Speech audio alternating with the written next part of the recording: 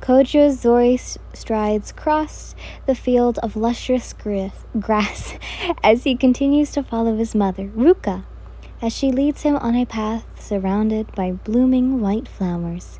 Trees of unknown origin and all ironic pillars highlight the way as Kojo marveled at the spectacular display of beauty within Garden of Eden, this heavenly terrestrial paradise, while feeling a great sense of love and belonging course through his very soul. He found himself completely lost in the moment, oblivious to the passing time. The intricate details of nature's creation held him in a trance, as if he had stumbled upon a secret world. "Come, Kojiro," he heard his mother, Ruka, call for him. He hadn't realized that he stopped walking, having been far too entranced by everything around him. The vibrant colors of the flowers in full bloom, the gentle rustling of leaves in the breeze, and a heavy melody played out a sympathy that created his senses. "Yes, coming, mother," he said after his snapping out of his daze, and hurriedly catching up to her. "Is this still heaven, mother?" he asked. "If so, then why does everything look like a garden within a temple, as though on earth?" Ruka smiled warmly at her son. Even in the afterlife, Kojiro's curiosity grips his soul. Our Father's home reaches up to the heavens, and its foundation is in the world of the living. He draws up water from the oceans and pours it down as rain on lands. Kojiro's eyes widened as this. He'd never heard such a thing. Being taught and raised in Shinto, he had always thought world was filled with gods and spirits, which with their own rule and significance. But to hear his mother speak of the Heavenly Father, a single, all-powerful deity that ruled over everything and possessed tremendous power beyond human comprehension, had queamed Kojiro's interest. Granted, the world was vast and complex, full of different beliefs and phenomena, but the world beyond was far greater, and he found himself eager to learn more about this monochromatic presence. "That's amazing, Mother," he exclaims excitedly. "Father is amazing." "Which one? Your father or our Father?" she asked him with a playful smile.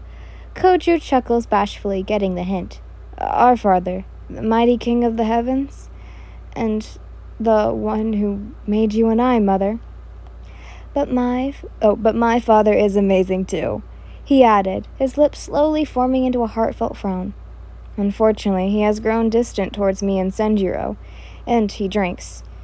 He wasn't pleased when I became a demon slayer and the new flame hashira." "Yes, I'm aware," Ruka says in a low voice, and he didn't miss the way her lips formed a tight frown. Kojiro abruptly halts in his step, his golden and red eyes watching her saunter away from him. There's a slight hint of disdain in her tone as she continues to move with effortless grace. Kojo, that was supposedly angered his mother, Kojo hurried over until he walked beside her again. "But he's still a good father," he replied, trying to relieve the growing tension. "Yes, from the moment his children were born, Senjiro embraced fatherhood with unwavering duration and love. He trained both him, Kojiro, and Senjiro in the art of swordsplay and was always there for them, offering support, guidance, and encouragement in even aspects of subjects. The man, without a doubt, was a pillar of strength and love, and it's what made Kojiro respect Senjiro as a father. But when his mother died and everything went on rock and ruin, Senjiro's heart became heavy with sorrow, anger, and resentment, and after discarding his whole role as a demon slayer and hashira, he turned a life into alcohol. In a drunken rage, he cursed the demon slayer course as well as Kojiro's role in it. However, beginning the vengeful elastic of opinionated individual he is, Kojiro wasn't discouraged. Despite everything, Shinjiro boosted attitude did not stop Kojo from donning Rengoku's signature Howari and pursuing the path of a demon slayer. In fact, it only pushed Kojo to go ever great farther lengths. Yes, it led to crashing between father and son and only drove the two present wedges even deeper between them, but Kojo still loves Shinjiro. The elder Rengoku just didn't want his family to get stuck in the violent, tragic world of demon slayers and demons, which Kojo can understand. For years, father has swooned in self-pity and grief. He loves you, mother, and misses you dearly. That's why he's bitter and angry. And he chastised himself for not being strong enough. The dark-haired woman says nothing, making him a little worried. Kojo didn't want to see his mother angry, as he took as a sign to continue. Father's not perfect. He's made many mistakes, but I choose to forgive him for his failings, Kojo said. So please, mother, don't be upset with father. Please forgive him. He pleaded softly. Suddenly, Ruka stopped walking, causing Kojo to do the same, and for a moment she said nothing. The silence that hung in the air between them was defiant, and it made Kojo uneasy. Had he crossed an unknowing line? Eventually, a laugh escapes her. It started as a small giggle, barely audible, but grows into a bull-brown eruption of laughter. Kojo is immediately taken aback. Why is his mother laughing? He inwardly wondered. His curiosity piped. Mother? He reaches out a hand to hold her own. Ruka's hand immediately wraps around upon feeling it. Why are you laughing? He questioned her, wondering what could be the cause of her uncontrollable mirth. Perhaps it was something he said? Surely that couldn't have been the case. As Ruka stopped her laughter and gazed at her son, and Kojiro couldn't help but notice the sparkle in her eyes. Oh, Kojiro, my wondrous son, I'm neither upset nor angry, she says. Relief immediately fills Kojiro's chest to know his mother wasn't angry or upset, and her expression softens, and a genuine smile tugs at the corners of her lips. Yes, it is true that I am disappointed with your father's abrasive behavior and how he's been treating you and Senjiro since my passing, but I still love and care for him. She says this before tears started to stream down her face. But I wish I hadn't died so early. I left him with nothing but a broken heart and a shattered spirit. The regret of leaving him behind is an inscrutable weight I must carry.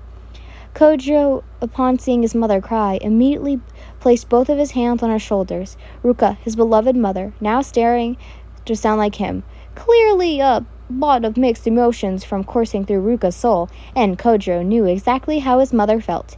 He knew his own death and left many sad and grieving, especially his beloved wife Yen. No, mother, you mustn't blame yourself. It's not your fault, so please don't cry. I'm all right, Kojiro.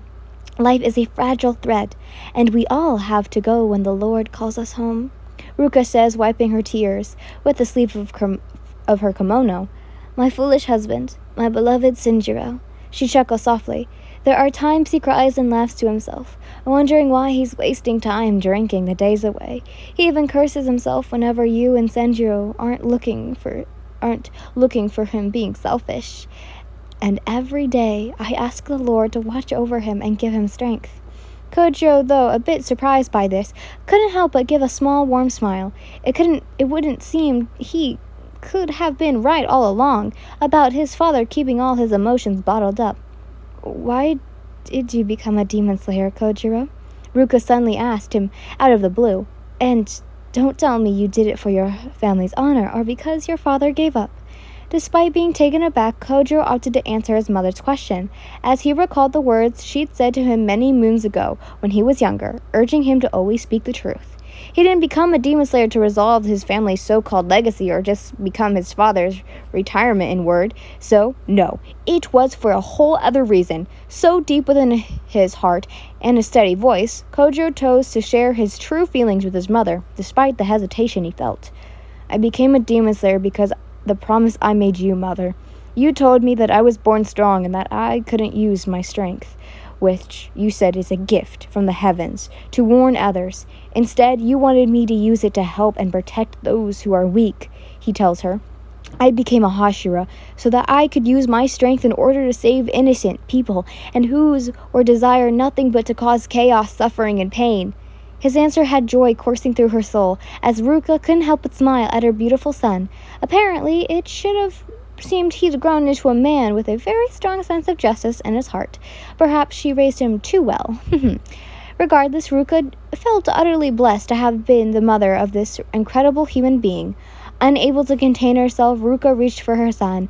Just like she'd done in the past, she hugged him, showing Kojiro just how much she's pleased to be with his honest answer.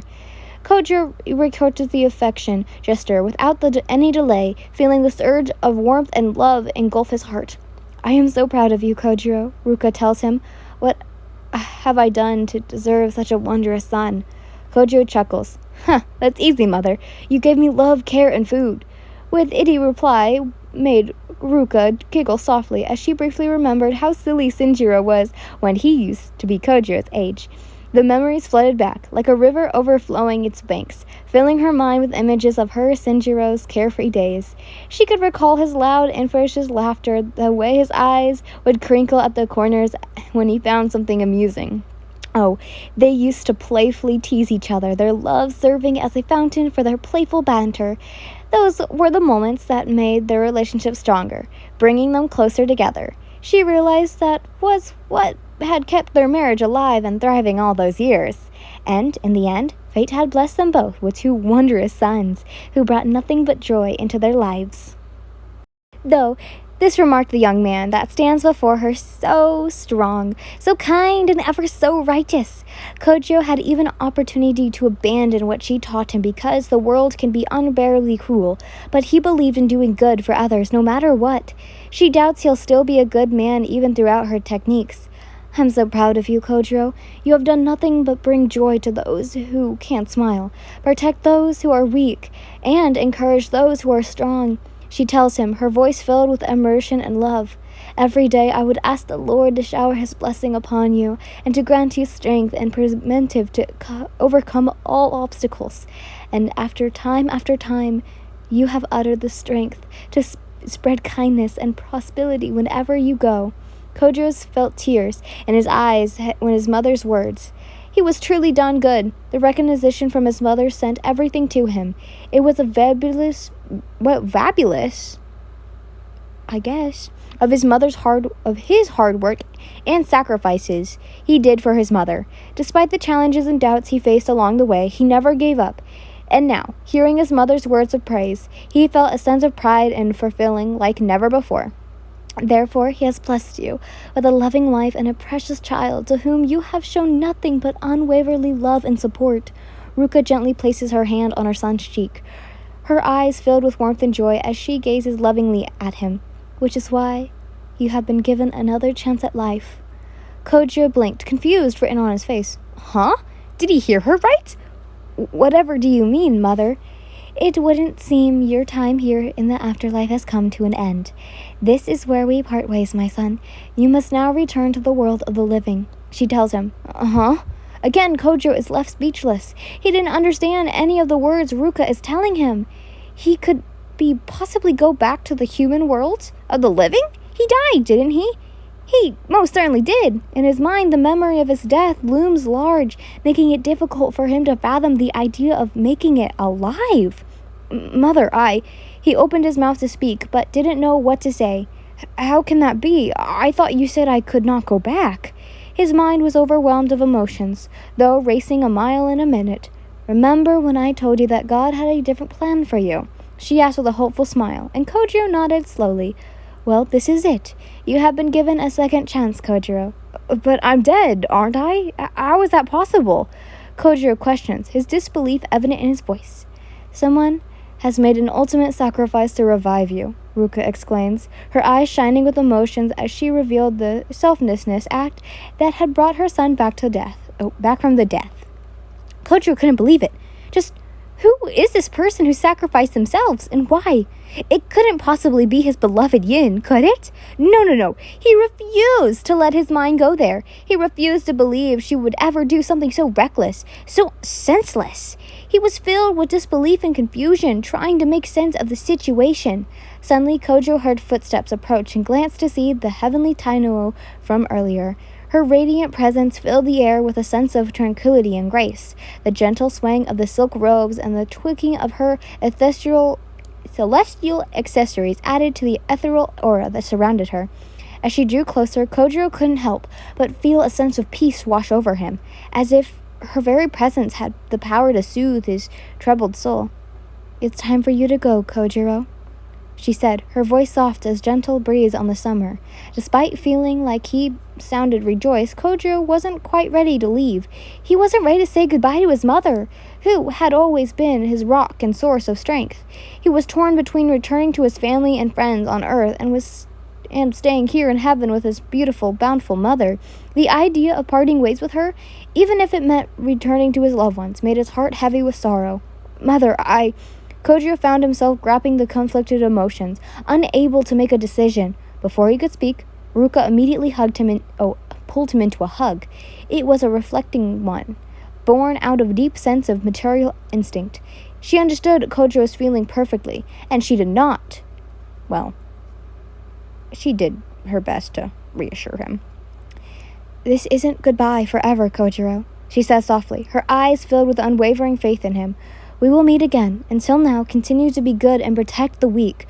You have a special gift within you that could make a difference in the world.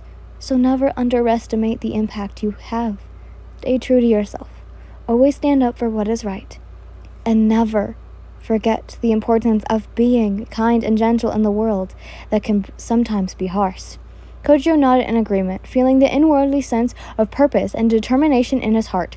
Regardless of wanting to say farewell to his mother, he inwardly promised her to make the most out of his life until the day comes when heaven calls him home yet again. I will, mother," he tells her, embracing her tightly. "I will continue to be strong. I'll continue to love and continue to be kind." His words pleased Ruka greatly. She's proud to have him be blessed with a magnificent son. Well, she was, I should say. She couldn't help but feel an overwhelming sense of gratitude for the gift of such a wondrous child. "I know you will. Also, be sure to tell Senjiro that I am proud of him, and that I love him, and that I'm always supporting him and cheering him on every step of the way." "I will."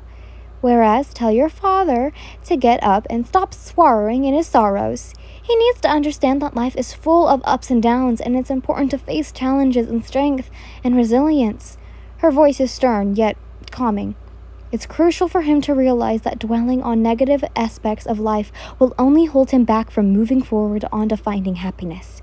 Continue to encourage him to focus on the positive and seek solutions on his problems. "I will."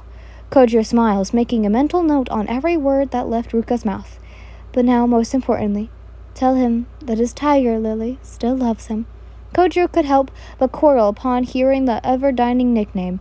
It was overwhelming to know just how much he took after his father when it comes to the woman they love. "I will." Kojiro nods, beaming his trademark smile as the Tenyo surged up to him. "Thank you, mother. I love you. I love you too." Breaking the hug, Ruka and son glance at each other. The happiness in their eyes is paintable shaped moment of joy and love that sparkles smooth without a single word being said.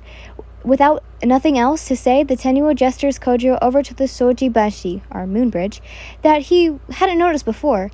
As they approached the bridge, Kojiro couldn't help but marvel at its graceful arch and the way it seemed to bend senselessly into the heavenly garden. "This bridge leads back to the world of the living. Once you step foot on it, you must never look back. No matter what," the Tenyo explains to him. Kojiro nods in understanding, acknowledging the invalidity of his depart. Casting a final glance to his mother, he then pegs of sadness as the thought of leaving her behind. However, he knows that his time of purgatory is fleeting, and he must return. With a heavy heart, he wraps his arms around her one last time, conveying all of his affection and gratitude in that embrace before practically releasing from her. "Farewell, mother. Wish me luck." And with that, Kojiro took off running, his flame hori whipping behind him as he darted across the bridge. Not looking back, Ruka stood there, watching him leave, as she waved him goodbye. "Farewell, my son. Until we meet again. May your journey be fruitful." Ruka said it with a warm, loving smile before vanishing.